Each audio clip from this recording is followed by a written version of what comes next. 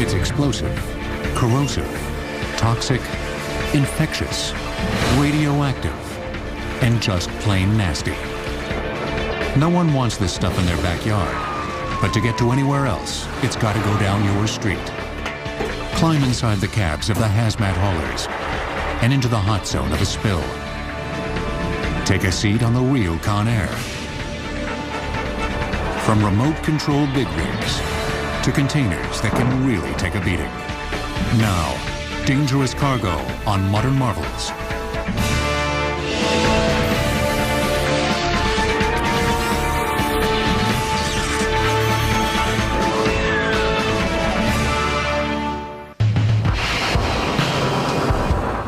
Industrial poisons, radioactive byproducts. Such things are generally brewed up far from where we live and work. But on their way to market or a waste dump, they go right by where we live and work in staggering quantities. Is hazmat pervasive? The U.S. Department of Transportation estimates that there are 800,000 hazmat shipments daily. So it's out there. It's ubiquitous. That's the only way to characterize it. It's everywhere. Given the numbers, occasional accidents are inevitable. But of increasing concern are not accidents, but the intentional use of hazmat as a weapon, including the unthinkable weapon, high-level nuclear waste. They're going to be dragging dirty bombs basically through every major metropolitan area in the United States. So if you learned the gritty details of hazmat hauling, would you be reassured or even more alarmed? Well, if there's one sure thing in this business, it's that knowledge is safety. We say, if you don't know, don't go. That's a fire service expression, but it also has to do with hazmat. If you don't know what you're doing, don't do it. The signs are out there, if you know what to look for. These diamond-shaped warning signs, or placards, tell the tale. There are 9 categories of hazardous materials, each with an unmistakable symbol. Like a bomb for explosives, flames for combustibles, skull and crossbones for poisons, the radiating symbol for nuclear material, and tipped-over lab beakers for corrosives. Here's a trailer that's loaded with a little bit of everything, from low-level radioactive waste to poisonous and infectious material and large quantities of flammables. As the trailer doors open, hold your breath. There's a noxious whiff of pent-up vapors from such things as medical waste. When the freight was loaded, it was segregated by hazard class according to strict regulations. An example would be you would not want a corrosive liquid loaded next to a poison material. Should they commingle or get together, you end up with a poison gas. A last cargo check. This load's ready for the road, so let's go for a ride. Please climb aboard. We're ready to start our hazmat trip. Hope you're not nervous. From a Southern California terminal, the rig's bound for the East Coast, merging with all the other toxic traffic. You can't get on the highway without coming in close proximity of some type of hazardous load. This haul's in expert hands. Charles Potter has logged more than 2 million miles on big rigs. He's one of a growing number of college-educated truckers, and keeping up with the ever-changing rules and regulations keeps him in school. They instruct us on the paperwork, on placarding, labeling, markers. Every 2 years we go through and get recertified. And how potentially dangerous is that witch's brew of chemicals in the back? A load like this could very easily spark off a fire, and with all the flammable liquid that's on this trailer, it'd be a large fire. With so much at stake, little is left to chance. This rig is equipped with Qualcomm's Omnitrax tracking system, a satellite link to both the central command center and the dispatcher's office. This is the antenna communication unit that goes on the top of the truck. This is the antenna itself. It's inside the device. And this antenna is constantly tracking the satellite that allows for two-way messaging and position location reporting on the truck. This device here goes inside the cab, and this allows the driver to both send and receive messages using the keyboard or pre-formatted messages. The unit continuously updates the truck's position with global positioning information. And it does more than just deliver a GPS location. They can tell what engine speeds the engine's running out, how fast you're running, whether you've over-revved the engine, how long you are running down the road, numerous things.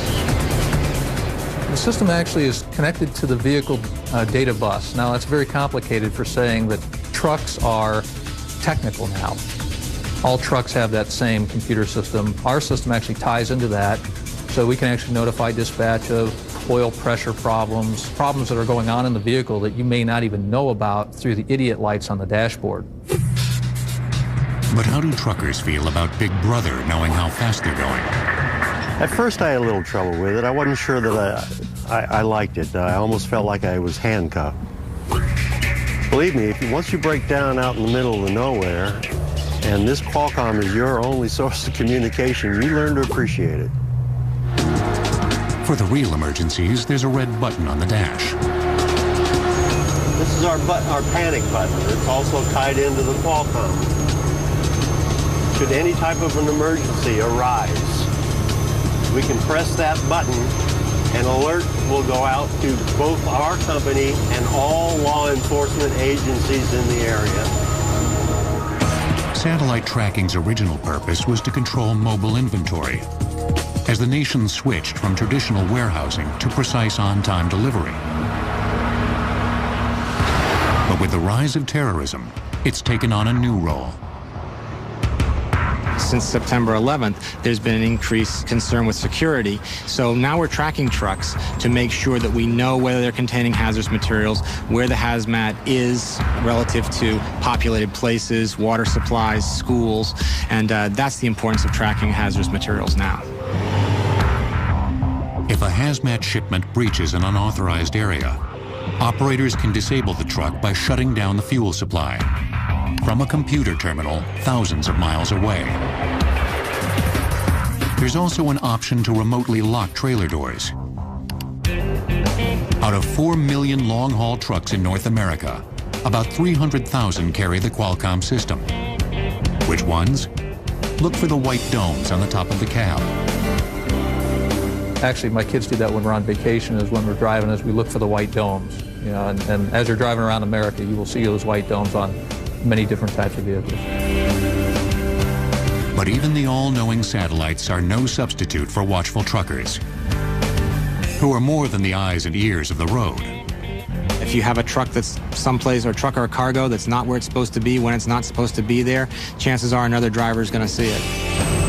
Particularly if you're hauling munitions or something like that, you're looking for people that are spending a little too much time watching you, or coming up and asking you questions which, in the first place, we're not allowed to talk about. And there's plenty drivers can't talk about. Tri-State Motor Transit routinely hauls munitions and other sensitive materials for the government. Some of their trucks operate in the highly secret Ghost Fleet, which is just that, a ghost fleet. It's a group of people we have that move things that are highly hush-hush. These classified movements answer only to their government clients. Not even trucking officials can track them. We call it the Ghost Fleet because we do know it's there, but what it does, we don't know. There's little mystery to this hazmat load as we finally hop off. It's been loaded correctly, placarded prominently, driven professionally. The job is as dangerous as you allow it to be. As long as you've done everything you can, you're going to have a safe trip. Unfortunately, This wasn't always the case. There was a time when things like nitroglycerin and dynamite were handled and hauled like so many sacks of concrete, with predictable results. The cost of satellite tracking equipment is about $2,000 per truck, plus $50 a month. Dangerous Cargo will return on Modern Marvels.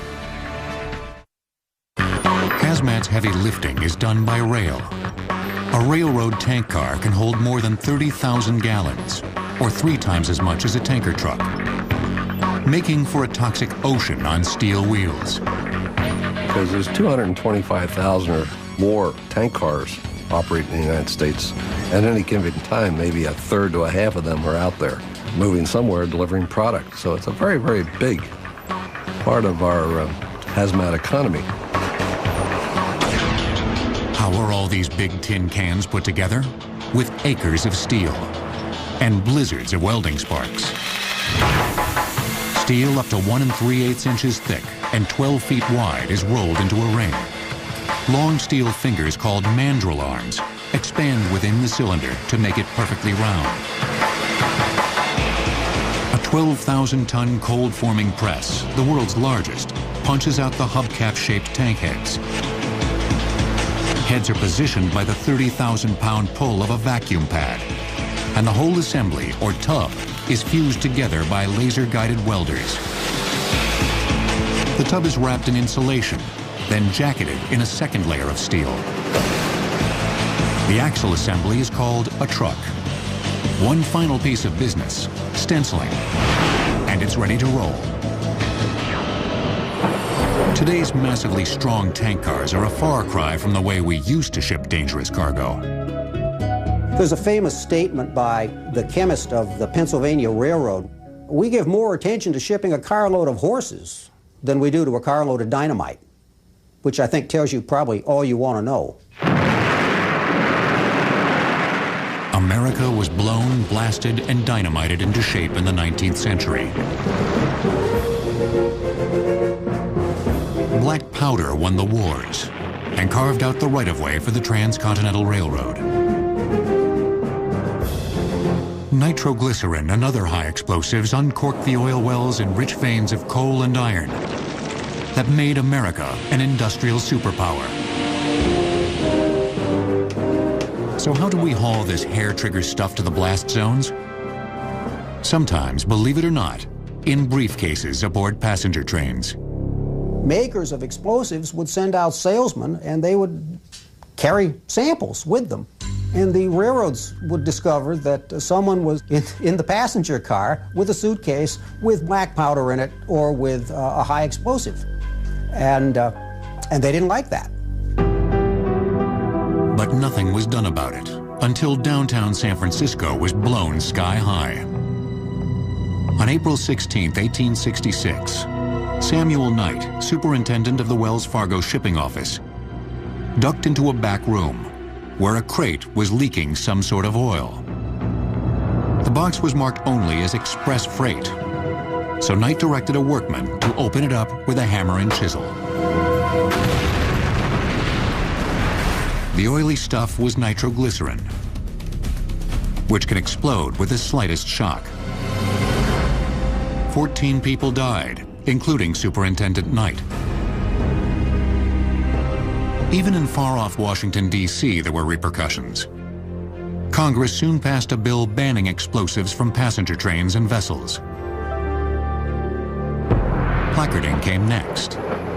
In 1883, the Pennsylvania Railroad directed that cars carrying explosives were to display the diamond-shaped signs. There was just one problem. Anyone who lives in the country will know that a stop sign is actually a target.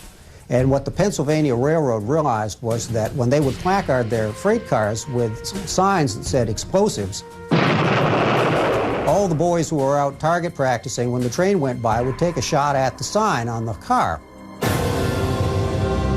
But stray bullets were the least of the railroad's worries. Deadly and costly accidents were common. Among the worst, a munitions train that blew up in Crestline, Ohio in 1903. And in 1905, a runaway dynamite car plowed into a passenger train in Harrisburg, Pennsylvania. All this carnage had to end. So in 1907, the railroads created a regulatory body called the Bureau of Explosives. Unlike some special interest groups, it worked. There's a big reduction after 1907. So by the time you get to the 1920s, the dangers of shipping explosives have really receded. In about 15 years, they've really solved this problem. But one problem was succeeded by another. The rise of the chemical and petrochemical industries in the early 20th century put tons of explosive liquids on the move. Chief among them, gasoline. The explosive properties of gas, though ideal for your car engine, make it dangerous to haul. On a hot summer day in 1915, in a quiet Oklahoma train yard, a worker found out how dangerous. He took the lid off the tank car. Well, that's like opening a beer bottle that you've shaken up.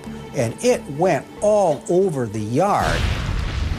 And the oil lights set off a tank car full of this. And if you look at a picture of Ardmore, Oklahoma right after the blast, it's devastated.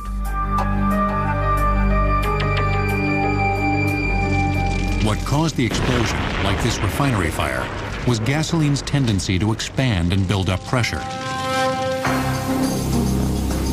Tank cars were crowned with distinctive domes that provided expansion room for gas.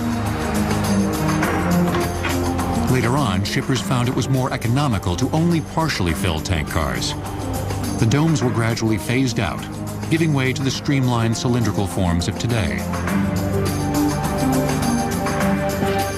By the 1960s, tank cars were safe, but not the tracks below. The reason for this is that in the 1960s, the railroads are deteriorating. And their roadbed is deteriorating and their equipment is deteriorating. So what you begin to see in the 1960s is this system doesn't work anymore. And it doesn't work because the railroads can't afford to maintain their roadbed. This recipe for disaster had yet another ingredient: war. Munitions bound for Vietnam were rolling over the dilapidated railroads. There were a number of accidents, including this one in 1973. A boxcar caught fire from an unknown cause in the Roseville, California yards near Sacramento. What might have been a small localized fire quickly became a regional emergency because the car was full of bombs. 14 boxcars detonated in a spectacular chain reaction. Flaming shrapnel was thrown into nearby neighborhoods. At the time of Roseville, a revolution was underway.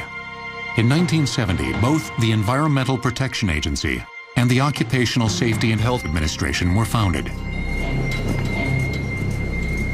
To the EPA and OSHA, it was time for the government to stop playing second fiddle to the railroads and their Bureau of Explosives.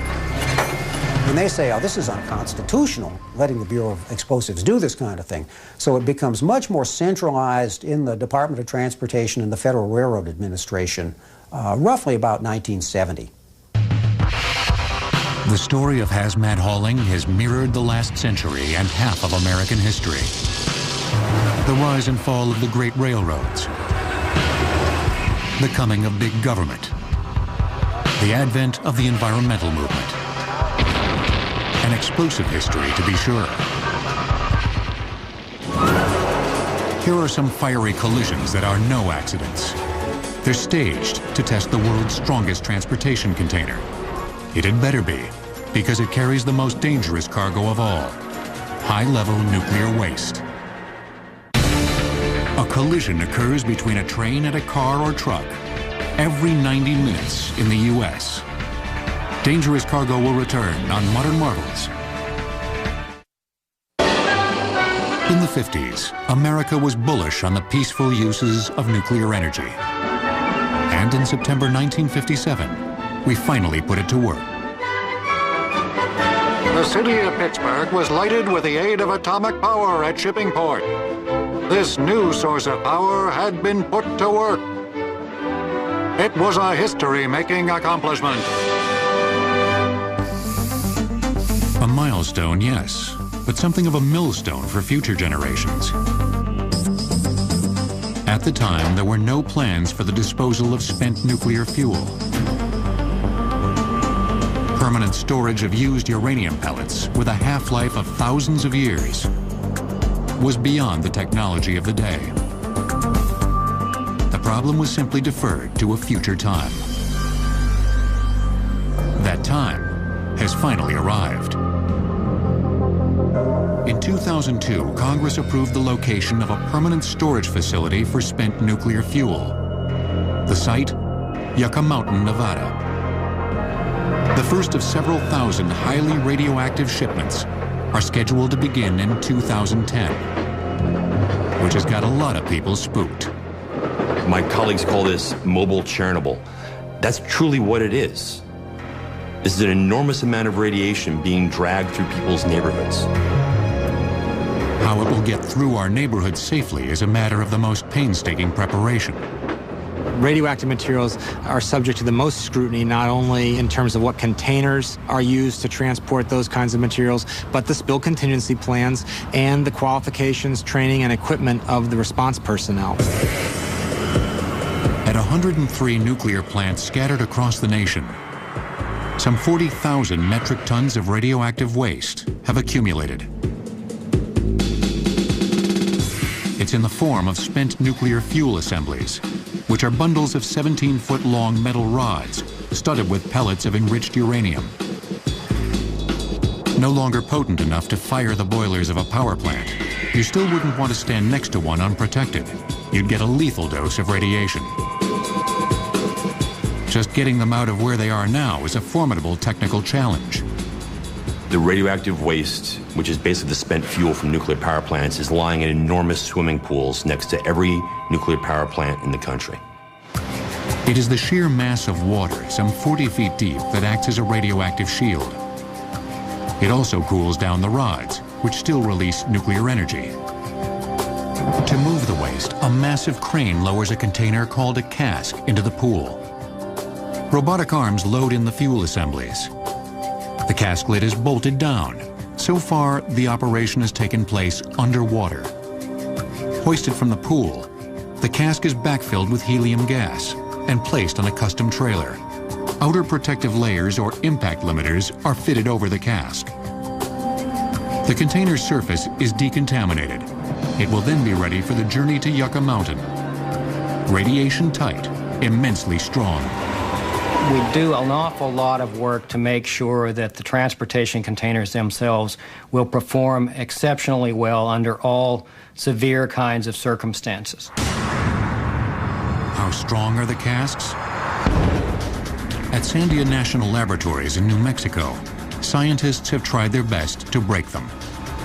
In one test, a cask-carrying tractor trailer was rammed at 80 miles an hour into a 700-ton concrete wall.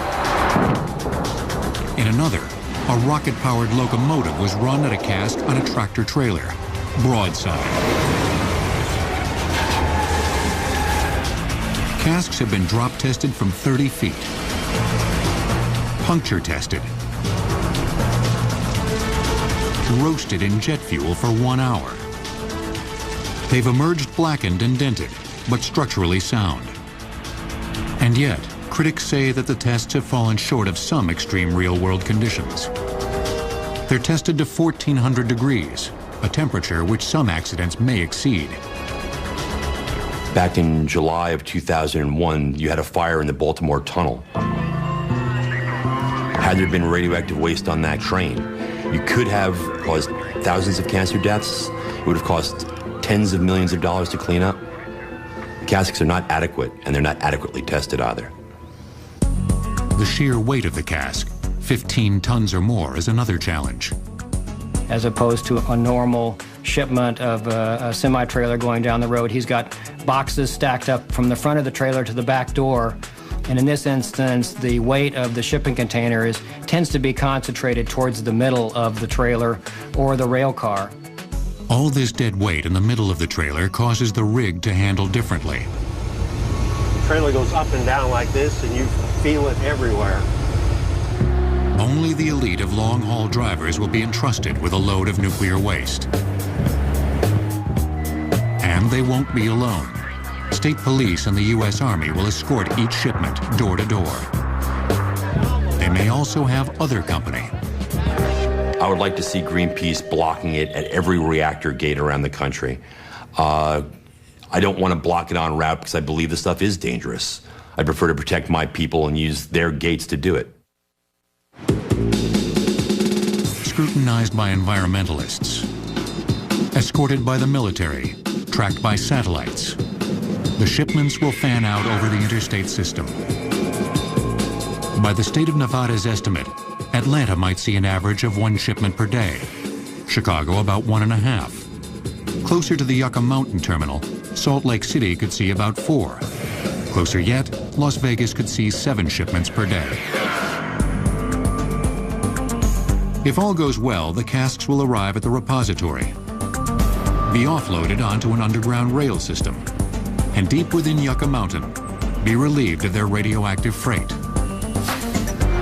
The multi-million-dollar casks will be reused, sent back for another load. How safe is this plan? Just look at the record, says the nuclear industry. We have had almost 3,000 shipments of spent nuclear fuel in the United States for almost 40 years now.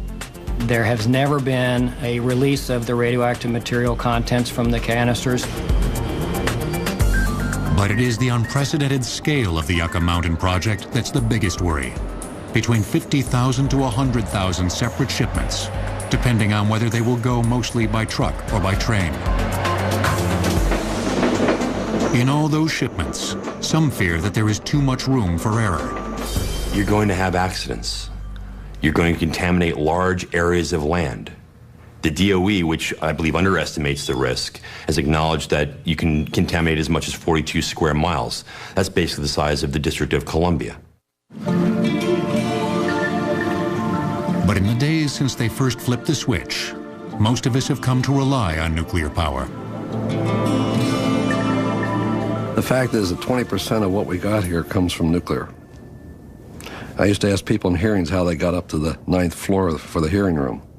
The elevator. Well, next time you go up the stairs. A smooth ride up the elevator, and hopefully an uneventful trip to the desert for all those tons of nuclear waste, beginning about 2010. Lethal maybe, but radiation has no motive to escape, which is definitely not the case with the dangerous human cargo of the real Con Air. Nuclear power plants produce nearly 800 billion kilowatts per year, or enough electricity for 75 million homes. Dangerous cargo will return on Modern Marvels. Here's an airline that prides itself on nondescript jets, Spartan refreshments, unfriendly service, and long check-in lines. It's the last airline you'd want to log frequent flyer miles on. Welcome aboard Con Air. You have to be indicted to be invited. It's an airline where you don't have to make a reservation. We will make that reservation for you. Official name, JPATS, the Justice Prisoner and Alien Transportation System. JPATS is the federal agency charged with transporting our most dangerous cargo of the human variety.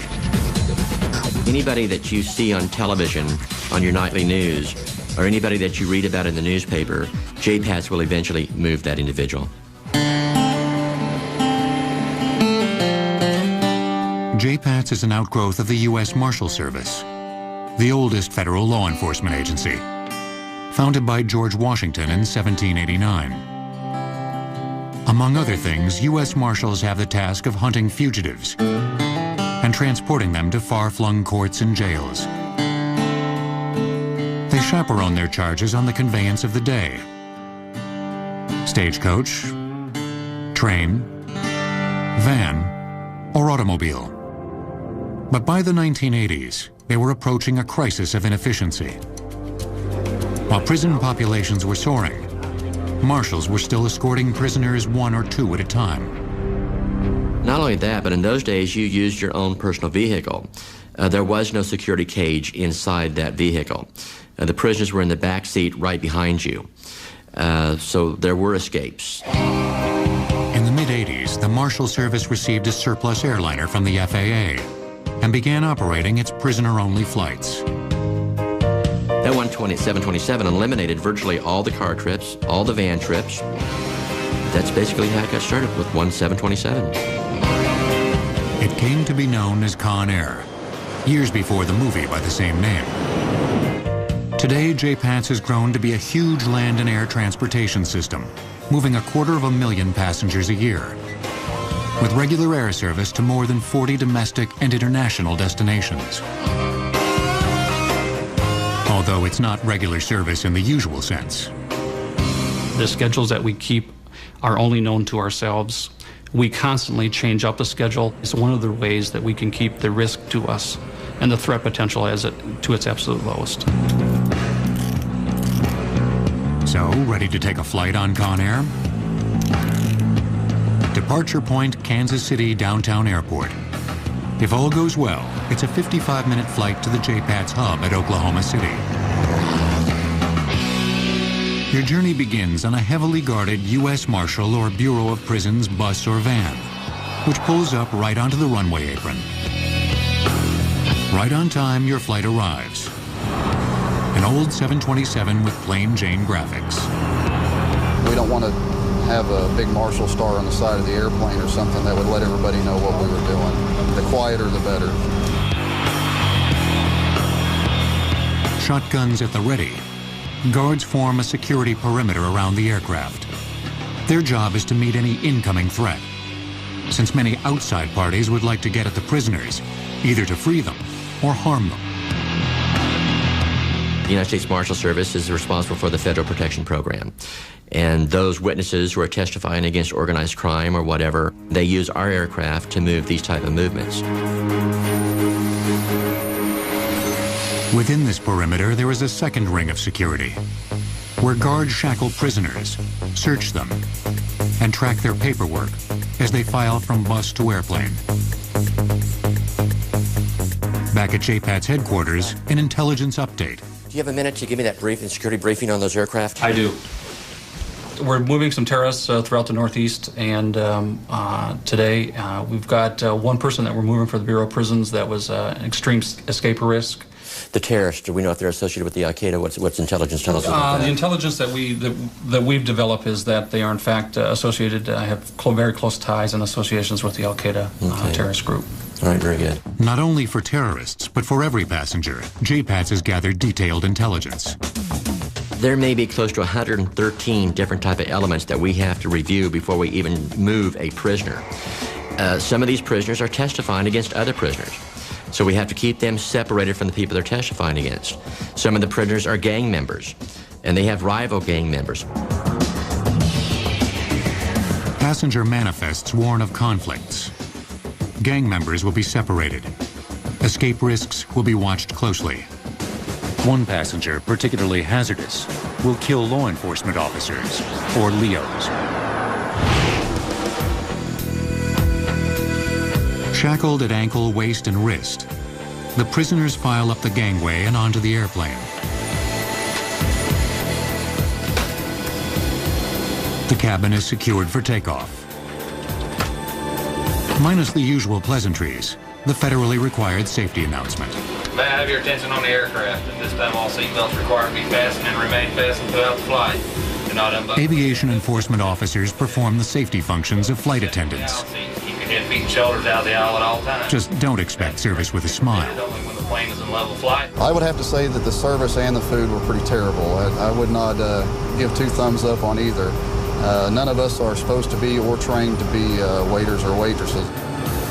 We consider the inside of our aircraft to be a maximum security institution. We take absolutely no chances on even allowing these prisoners to think that there's a chance to escape. Still, on the real Con Air, there are no metal cages. Nor can prisoners be chained to the airplane due to federal safety rules. But some passengers are black-boxed, fitted with additional restraints over their cuffs. Those black boxes are what we consider more high risk. we put them next to the windows, creating that situation where it's harder for them to get out of that aisle so that they can't get to our center aisle. One other thing, should you be tempted to make a sudden exit, there are no parachutes. We go down, you go down. You got your seatbelt on? For all the human dynamite on board, most problems are garden variety traveler's gripes. For example, many of these hardened criminals are afraid to fly. Like we have one on board right now who's extremely claustrophobic. They let us know about it ahead of time. We were able to make arrangements for that so that we could possibly keep him calm and or at least be able to identify who he is immediately, and that way we can handle him. Jittery cons and all, this stretch in an airborne maximum security prison passes without incident. Well, we're about to touch down right now. From the airplane, the prisoners go down a jetway that leads to the Oklahoma City Federal Transfer Center, located right off the runway. Going directly from jet back to prison without passing go. Basically, the inmates walk off of our institution in the air. They walk right into the jetway into that institution, and their feet never hit the ground.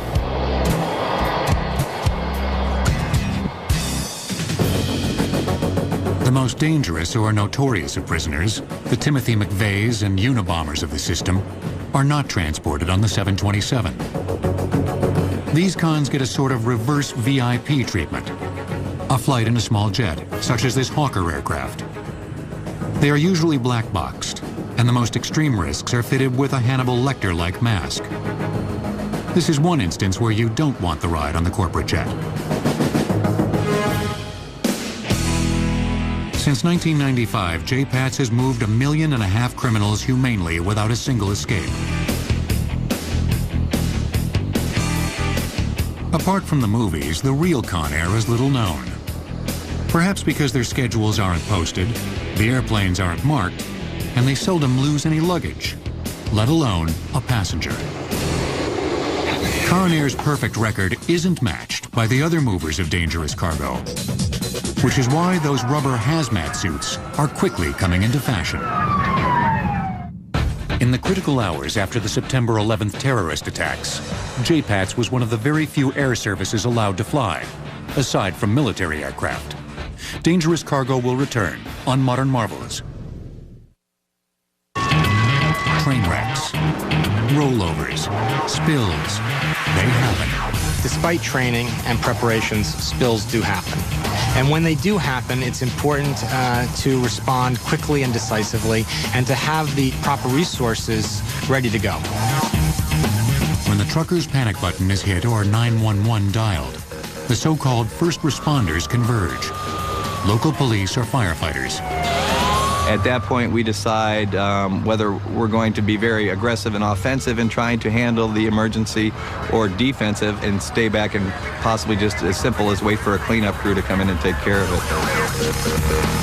What determines that response is the answer to an all-important question. The very first thing the responder wants to know is, what is this stuff? One source of right now information is a chemical industry hotline. Step into its inner sanctum.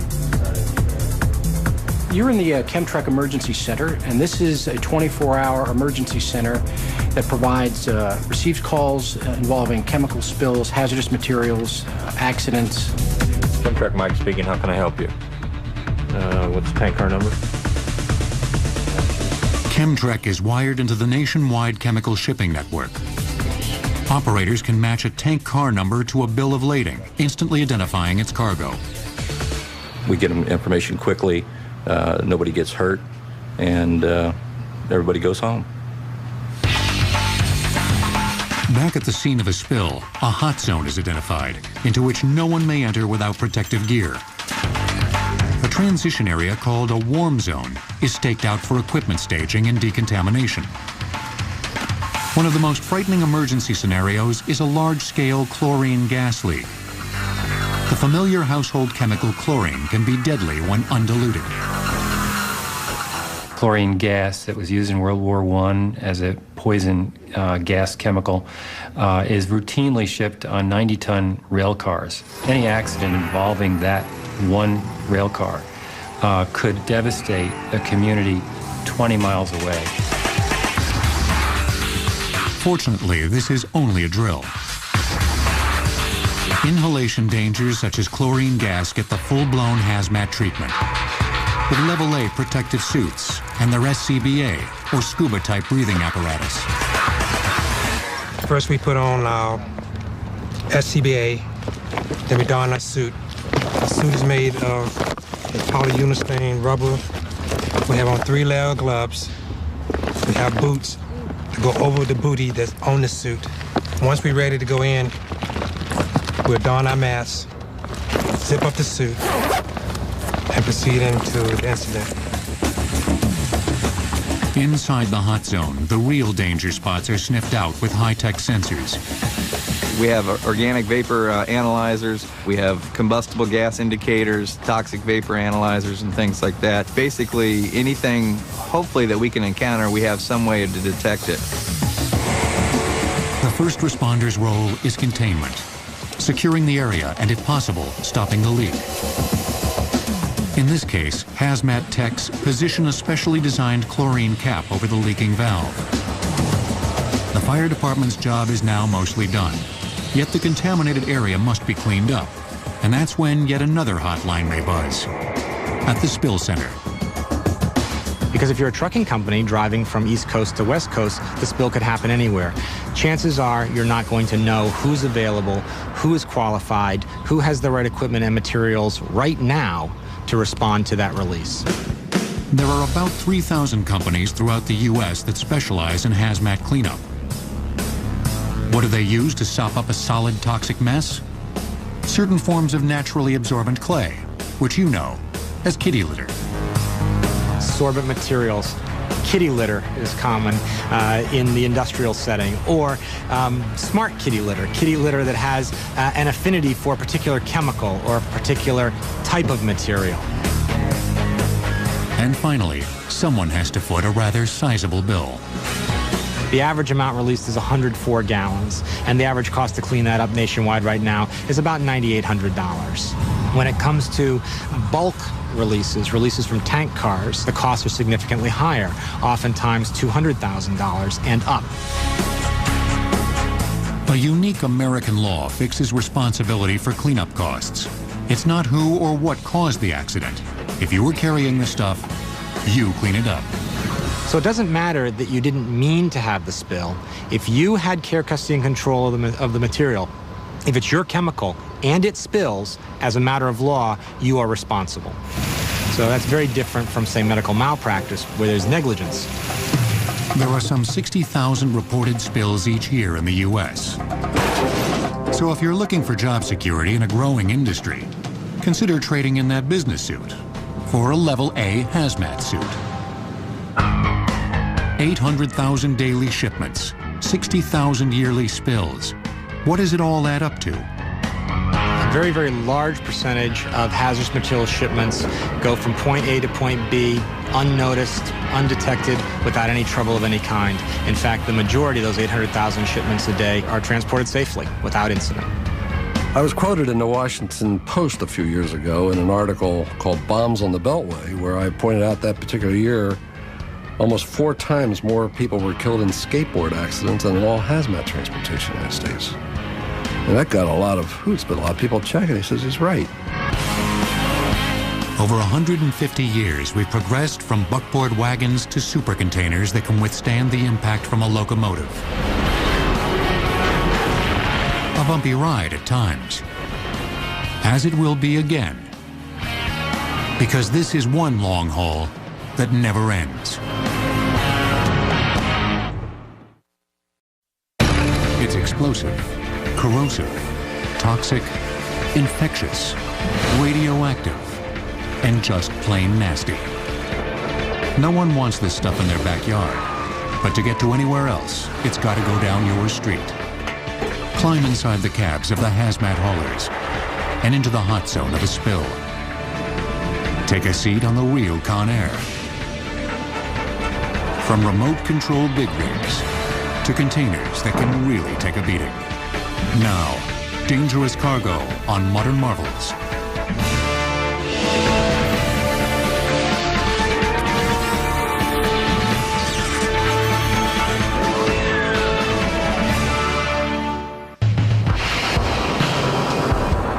industrial poisons, radioactive byproducts. Such things are generally brewed up far from where we live and work. But on their way to market or a waste dump, they go right by where we live and work in staggering quantities. Is hazmat pervasive? The U.S. Department of Transportation estimates that there are 800,000 hazmat shipments daily. So it's out there. It's ubiquitous. That's the only way to characterize it. It's everywhere. Given the numbers, occasional accidents are inevitable. But of increasing concern are not accidents, but the intentional use of hazmat as a weapon, including the unthinkable weapon, high-level nuclear waste. They're going to be dragging dirty bombs basically through every major metropolitan area in the United States. So if you learned the gritty details of hazmat hauling, would you be reassured or even more alarmed? Well, if there's one sure thing in this business, it's that knowledge is safety. We say, if you don't know, don't go. That's a fire service expression, but it also has to do with hazmat. If you don't know what you're doing, don't do it. The signs are out there, if you know what to look for. These diamond-shaped warning signs, or placards, tell the tale. There are 9 categories of hazardous materials, each with an unmistakable symbol. Like a bomb for explosives, flames for combustibles, skull and crossbones for poisons, the radiating symbol for nuclear material, and tipped-over lab beakers for corrosives. Here's a trailer that's loaded with a little bit of everything, from low-level radioactive waste to poisonous and infectious material, and large quantities of flammables. As the trailer doors open, hold your breath. There's a noxious whiff of pent-up vapors from such things as medical waste. When the freight was loaded, it was segregated by hazard class according to strict regulations. An example would be you would not want a corrosive liquid loaded next to a poison material. Should they commingle or get together, you end up with a poison gas. A last cargo check. This load's ready for the road, so let's go for a ride. Please climb aboard. We're ready to start our hazmat trip. Hope you're not nervous. From a Southern California terminal, the rig's bound for the East Coast, merging with all the other toxic traffic. You can't get on the highway without coming in close proximity of some type of hazardous load. This haul's in expert hands. Charles Potter has logged more than 2 million miles on big rigs. He's one of a growing number of college-educated truckers, and keeping up with the ever-changing rules and regulations keeps him in school. They instruct us on the paperwork, on placarding, labeling, markers. Every 2 years we go through and get recertified. And how potentially dangerous is that witch's brew of chemicals in the back? A load like